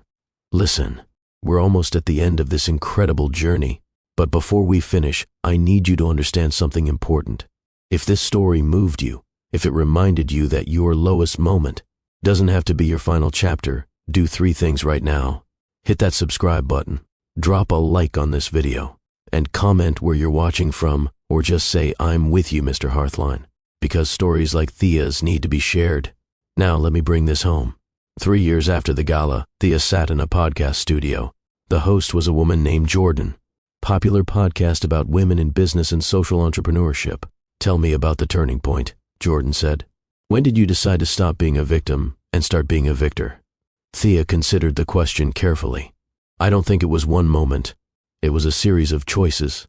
Every morning I chose to get out of bed. Every day I chose to work instead of wallow. Every time I felt like giving up, I chose to build something instead. But there had to be a catalyst. The moment you decided enough was enough." "The gala," Thea said, "exposing Sterling publicly. That was the moment I stopped letting shame keep me silent." "Do you regret it? Going public the way you did?" "No." Thea's answer was immediate. Not because revenge felt good. It didn't. But because speaking the truth, even when it's painful, is how we stop letting lies define us. Jordan leaned forward. "What would you say to someone going through something similar right now? Someone who's been betrayed or abandoned?" Thea looked directly at the camera. "I'd say this. Your pain is real. Your grief is valid. Don't let anyone rush you through it." She paused. "But also don't let it become your identity. You are not what happened to you. You're what you choose to build from it." "What about forgiveness? Should they forgive the person who hurt them?" "Forgiveness is personal. I haven't forgiven Sterling. Maybe I never will. But I've released him. There's a difference." "Explain that." "Forgiveness would mean saying what he did was okay. Release means saying what he did no longer has power over me. I don't need him to apologize or change or suffer for me to move forward. My healing isn't dependent on his journey." That's powerful. It's freedom. The podcast released 2 weeks later. Within days, it had over 1 million downloads. Thea's inbox flooded with messages. Women sharing their own stories of betrayal and rebuilding, thanking her for being honest, for showing that life continues after devastation. She read every single one, responded to as many as she could. One message stood out, from a woman named Patricia, 56 years old. Husband of 30 years had left her for someone younger. "I thought my life was over," Patricia wrote. "But your story showed me it's just beginning differently than I planned. Thank you for your courage." Thea wrote back immediately. "Your story isn't over. It's just entering a new chapter, and you get to write it however you want. Build something beautiful. You deserve it." That exchange reminded Thea why her story mattered. Not for fame or recognition, but for the women still in the darkness, still wondering if they'd survive. She had survived. More than that, she'd thrived. And if her story could light the way for even one person, then every painful step had been worth it. 4 years after the gala, Thea and Dante bought a house. Not a penthouse, not a showpiece, a real home in a real neighborhood, Pilsen, where Dante had grown up, where they'd first met. 3 bedrooms, small yard, front porch, nothing fancy. But it was theirs. They painted walls together, planted a garden, built bookshelves from reclaimed wood, made it home. One Sunday afternoon, they hosted a barbecue. Friends from the community, team members from Callaway Collective, young artists from Dante's programs. The yard filled with laughter and music and the smell of grilled food. Thea stood on the porch, watching. Dante was teaching someone's kid how to flip burgers. Brielle was telling an animated story to a group of women. Her parents sat in lawn chairs, looking content. This was wealth, not money, though she had enough. Not status, though her work was respected. But community, connection, love that was real. Her phone buzzed. A text from an unknown number. She almost deleted it. But something made her open it. "Hi, Thea. This is Celeste. I know this is unexpected. I just wanted to say I'm sorry for my part in what happened. I convinced myself I was fighting for love. But I was really just helping someone lie. You deserved better. I hope you found it." Thea stared at the message for a long moment. Then she typed back, "Thank you for reaching out. I hope you found your own peace." She didn't say she forgave her, didn't say it was okay. Just acknowledged the apology and moved on, because that's what freedom looked like. Not needing to punish, not needing to hold on, just acknowledging and releasing. She slipped the phone back in her pocket, returned to the party, to her life, to her people. Dante caught her eye across the yard, smiled that smile that still made her heart skip. She smiled back, filled with gratitude, for the journey, for the pain that had refined her, for the love that had restored her. All of it, every brutal, beautiful moment, had led here. And here was exactly where she was meant to be. 5 years after the gala, almost to the day, Thea received one final email. From Sterling. She almost didn't open it, but curiosity won again. "Thea, I know I said I wouldn't contact you again, but today marks 5 years since that night, and I wanted you to know what's happened since. I've been sober for 4 years, from alcohol and from the addiction to image and status that controlled my life. I work for a small environmental nonprofit now, teaching sustainable business practices to startups. The pay is modest, but the work is meaningful. I'm in a relationship with someone I met in therapy. We're taking it slow, building something honest. I'm not telling you this for congratulation. I'm telling you because your courage that night changed my life. You held up a mirror I'd been avoiding my whole life. And though it was humiliating, it was necessary. I destroyed you, and you rebuilt yourself into something extraordinary. I destroyed myself, and I'm still learning to rebuild. I'll never contact you again after this. But I wanted you to know the pain I caused you haunts me, and the strength you showed inspires me. Thank you for your courage. I'm sorry for my cowardice. Be well, Sterling." Thea read it once, then closed the email. Didn't respond. Didn't need to. His journey was his own now, separate from hers. She was glad he was finding healing, genuinely, but it changed nothing for her. She'd already moved on, already built a life that had nothing to do with him. She deleted the email, emptied the trash, let it go completely. Then she stood, grabbed her keys, headed to the Callaway Center where she was teaching a workshop on sustainable design to a new group of young women. This was her life now, teaching, building, creating, loving, and it was beautiful. That evening, she came home to find Dante cooking dinner. Music playing, their house filled with warmth. "How was your day?" he asked. "Good, really good." They ate together, talked about their days, made plans for the weekend. Normal, beautiful, real. After dinner, they sat on the porch, watching the neighborhood settle into evening. Kids playing in the street, neighbors calling greetings, music drifting from open windows. "Can I tell you something?" Thea said. "Always. 5 years ago today, I stood in a ballroom and exposed the man who broke my heart. I thought that was the most important moment of my life." Dante waited, but it wasn't. The most important moments came after. Every morning I chose to keep building. Every time I chose truth over bitterness. Every moment I chose to love again, even though I was scared. She took his hand. "Meeting you marrying you, building this life. That's what mattered, not the exposure, the transformation. Dante kissed her hand. You know what I think? What? I think you're the strongest person I've ever met, and I'm honored to build this life with you. They sat in comfortable silence as the sun set over Chicago, the city that had witnessed everything, that held all her memories, good and bad. But Thea wasn't defined by those memories anymore. She was defined by what she'd built, who she'd become, how she'd loved, and that was more than enough. Now let me leave you with the truth that Thea learned, the truth that could change your life if you let it. People ask me if I regret the way it happened, the public confrontation, the exposure, the fall. I don't. Not because revenge felt good. It didn't. But because speaking the truth, even when it's painful, even when it's messy, is how we stop letting lies define us. Sterling's betrayal wasn't the end of my story. It was the beginning of the one I was always meant to write. I learned that love doesn't look like what we see in movies or read in fairy tales. Real love shows up. It stays. It sees you at your worst and chooses you anyway. The difference between Sterling and Dante wasn't just character. It was consciousness. Sterling loved what I represented. Dante loves who I am.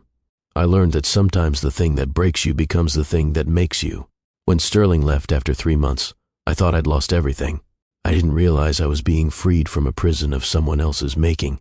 And I learned that the best revenge isn't destruction. It's building a life so full of purpose and joy that the person who hurt you becomes irrelevant to your happiness. 3 months. That's all he gave me. But from those 3 months, I built everything I never knew I needed. The Callaway Center now serves over 500 women a year, teaching skills, providing opportunities, creating pathways out of poverty.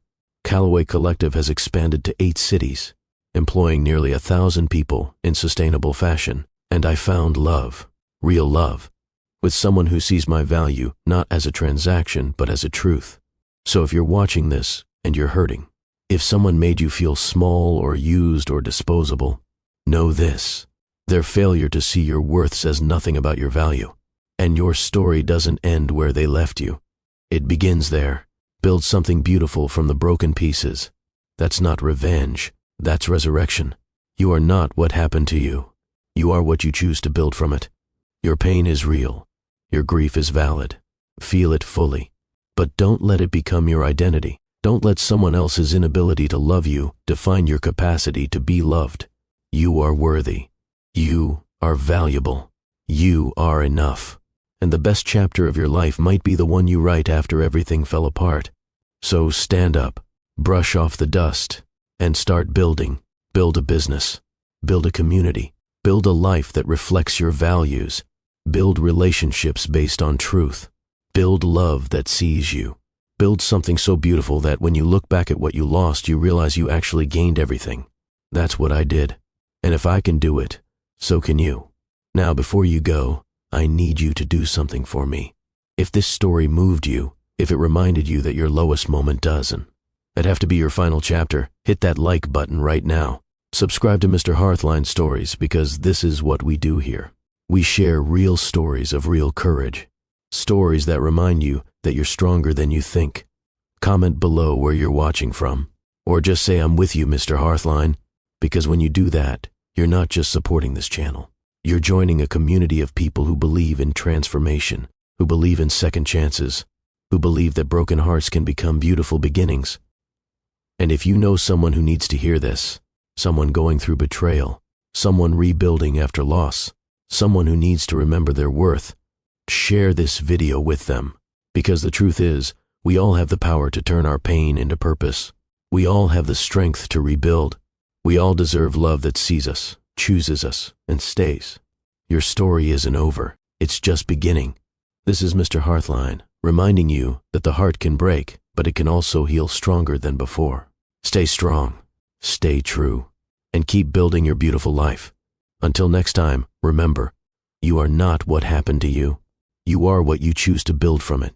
And what you build can be extraordinary.